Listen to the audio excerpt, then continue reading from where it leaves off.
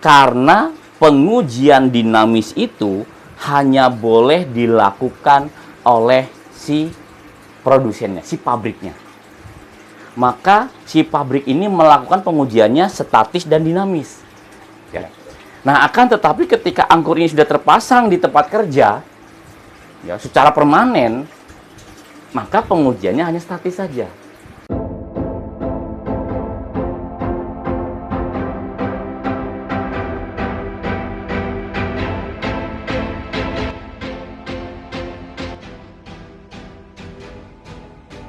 Bismillahirrahmanirrahim. Assalamualaikum warahmatullahi wabarakatuh. Salam sejahtera bagi kita semua. Alhamdulillah teman-teman sekalian, kita bisa bertemu lagi. Saya bisa bikin video lagi. Dan dalam video ini, dalam kesempatan kali ini, tentunya saya ingin menyampaikan terkait tentang sosialisasi angkur yang diatur di SNI 8603 tahun 2018. Pantengin terus videonya rekan-rekan sekalian, jangan kemana-mana. Saya akan menyampaikan materi terkait tentang angkur. Pantengin.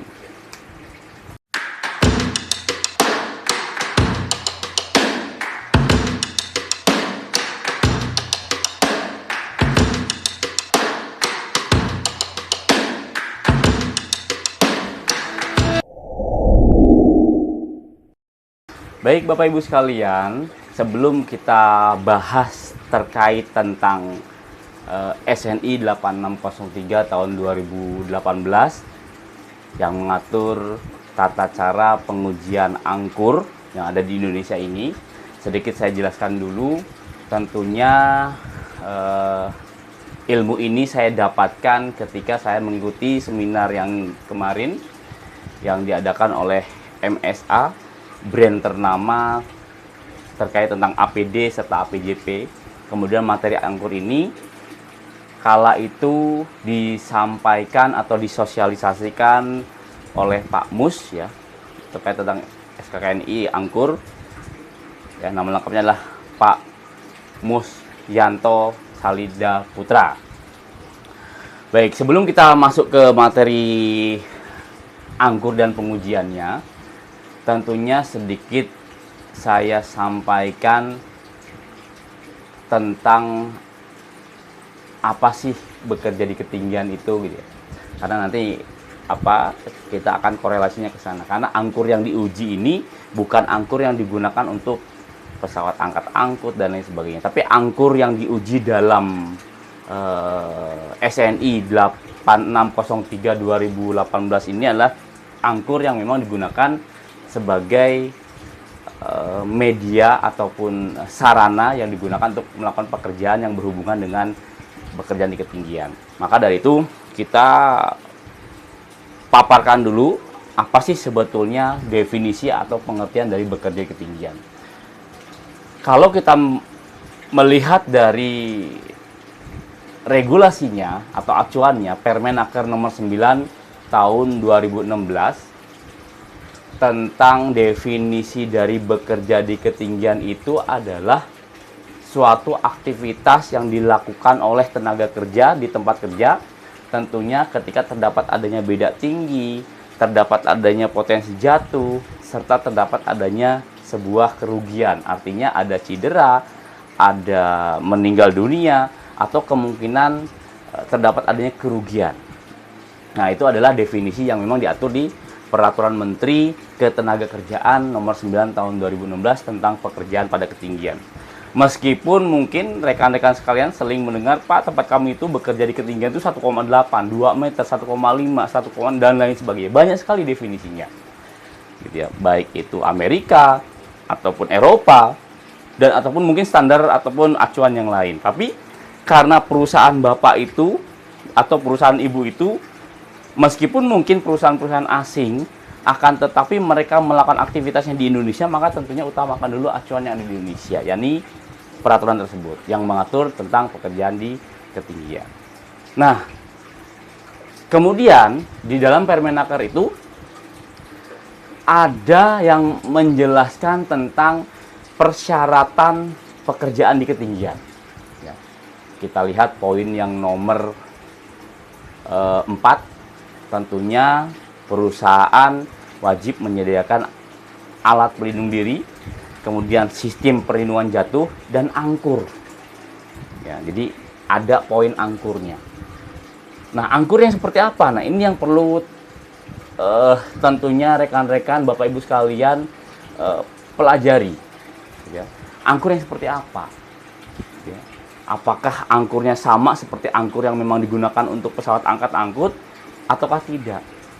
Ya. Nah, tentunya karena ada SNI 8603 ini yang mengatur tentang angkur yang digunakan untuk pekerjaan di ketinggian, maka speknya adalah angkur tersebut hanya memang digunakan untuk aktivitas pekerjaan di ketinggian. Nah, di dalam angkur tersebut tentunya Bapak Ibu sekalian itu dijelaskan bagaimana tata cara melakukan sebuah pengujian. Misalnya, angkur itu kan jenisnya ada beberapa gitu. Ada tipe A, tipe B, dan lain sebagainya. Nah, yang biasa dilakukan pengujian atau yang biasa terpasang di tempat kerja Bapak Ibu sekalian yang dilakukan pengujian pada umumnya adalah angkur tipe C. Ya, jadi angkur tipe C ini biasanya dipasangkan kalau saya pernah lihat itu angkur tersebut dipasang secara permanen, kemudian untuk membentangkan horizontal left flank yang memang dipasangnya secara permanen. Nah, selain bentangan yang sudah ditentukan sesuai dengan peraturan Menteri 9/2016, bentangan maksimal 30 meter maksimal. Nah, di SNI 8603 itu salah satunya adalah angkur tipe C.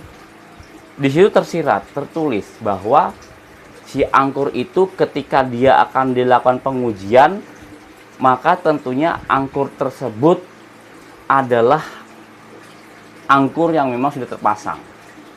Ya.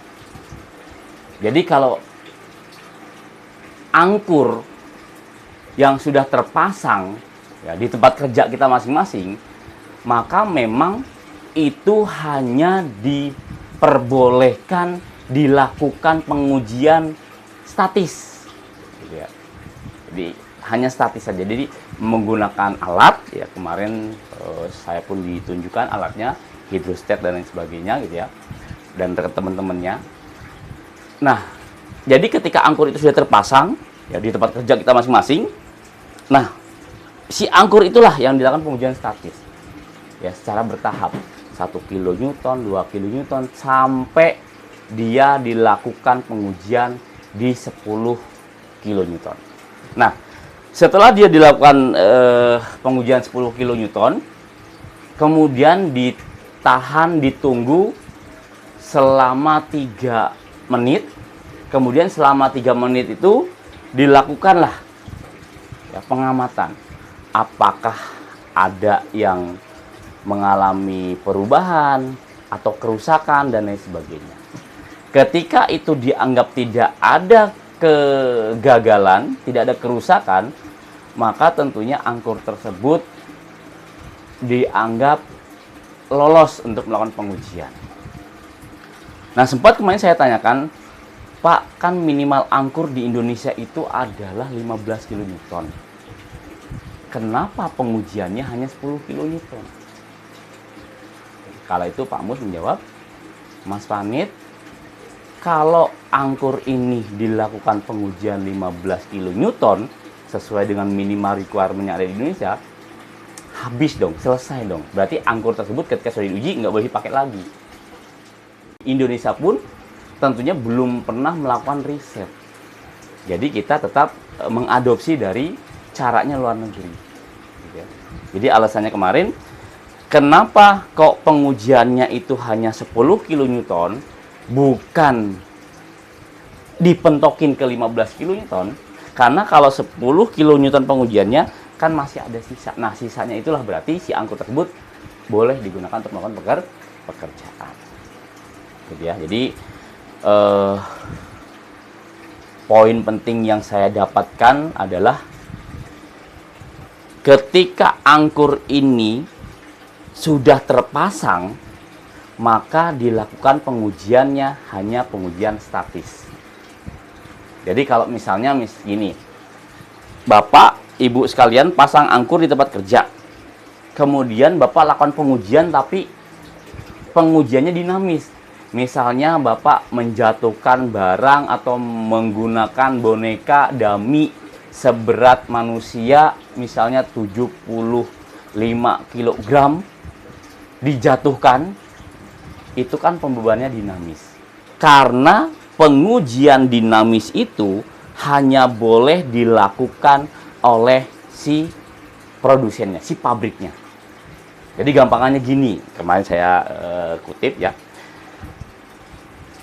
Angkur ketika masih di pabrik, ketika sedang produksi atau selesai produksi, sebelum mereka pasarkan, maka si pabrik ini melakukan pengujiannya statis dan dinamis.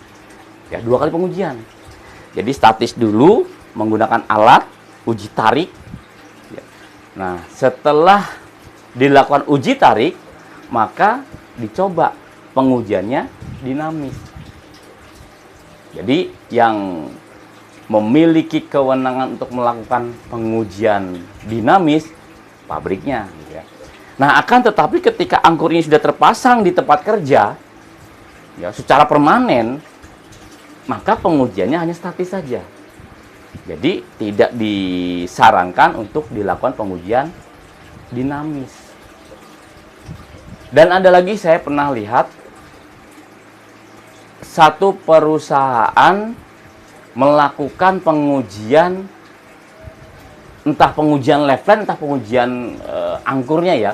Jadi mereka tuh menginstal sebuah level, kemudian mereka jatuhkan si benda atau jatuhkan boneka atau jatuhkan karung berisi mungkin entah itu pasir atau apapun itu seberat manusia, dijatuhkan. Nah, mereka menjatuhkannya pada level. Saya berpikir, kalau misalnya itu beban dijatuhkan pada level, yang menjadi pertanyaan adalah yang diuji levelnya atau angkurnya, gitu ya. Kalau level itu nggak perlu diuji. Kenapa? Karena kan sudah ada manufakturnya.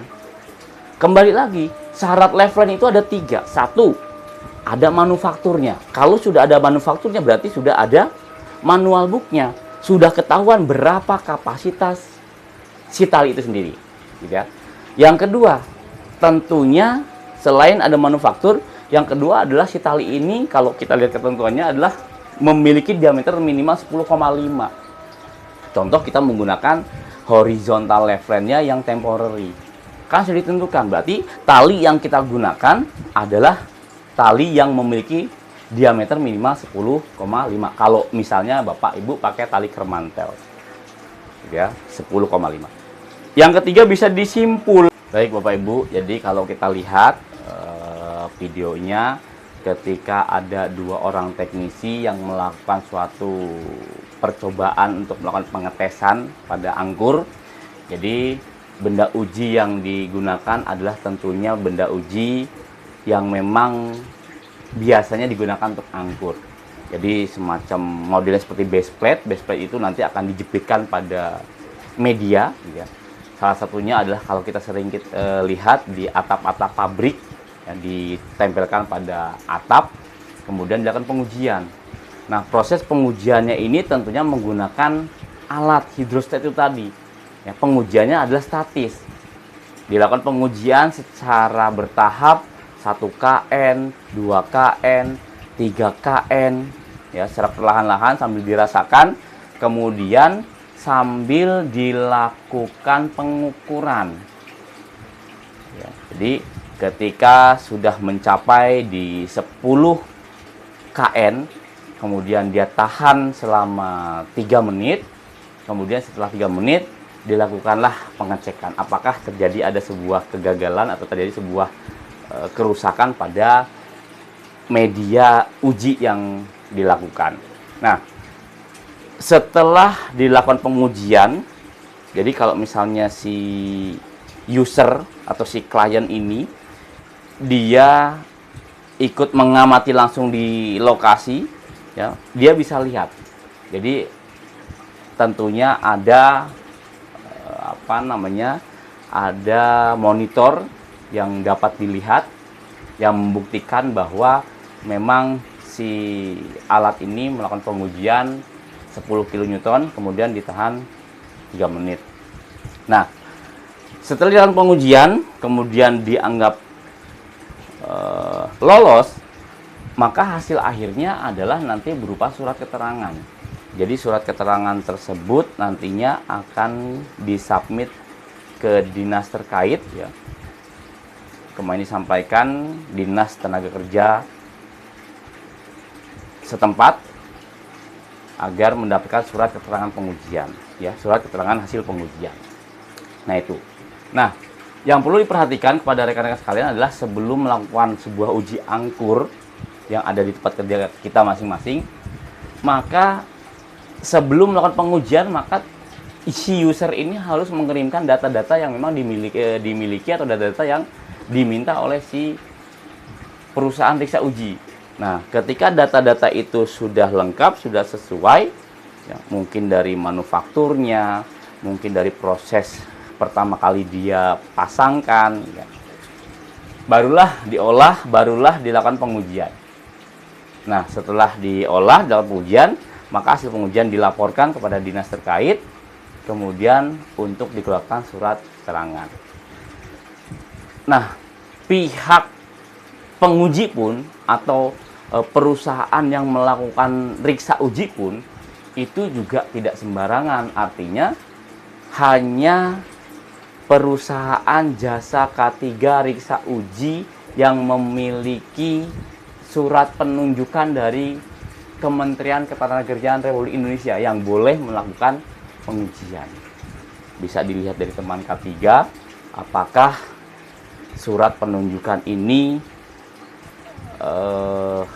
atau apakah si perusahaan riksa uji ini memang benar-benar ditunjuk oleh kementerian atau tidak. Karena begitu saya lihat datanya, oh ternyata perusahaan yang melakukan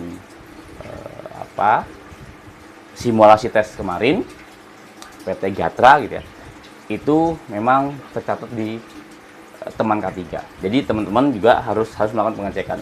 Jadi jangan sampai teman-teman mendatangkan perusahaan jasa K3 riksa uji yang dia belum memiliki surat penunjukan dari kementerian.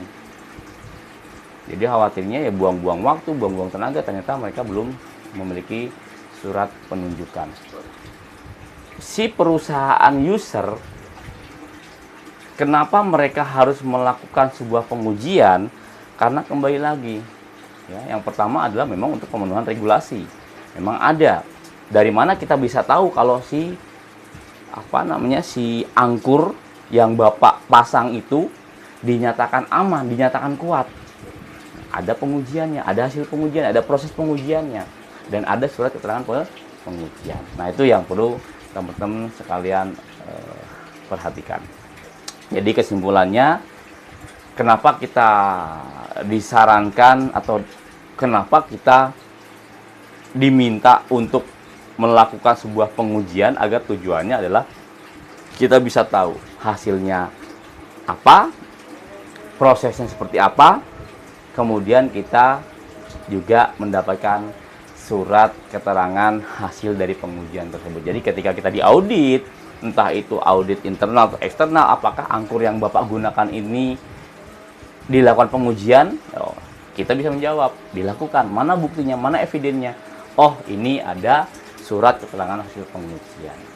Mungkin itu saja teman-teman sekalian yang dapat saya sampaikan. Kurang lebihnya mohon dikoreksi kalau misalnya ada ucapan saya, penyampaian saya yang mungkin kurang tepat, kurang jelas. Kita sama-sama belajar, saling koreksi. Ya, yang pasti saya menyampaikan ini bukan berarti saya orang yang paling benar, orang yang paling pintar, tidak. Tapi saya menyampaikan ini adalah berupa sosialisasi. Sosialisasi yang kami sampaikan terkait pekerjaan yang berhubungan dengan pekerjaan di ketinggian. Itu saja yang dapat saya sampaikan. Saya Panitra Harjo, undur diri. Billahi taufik wal hidayah. Wassalamualaikum warahmatullahi wabarakatuh.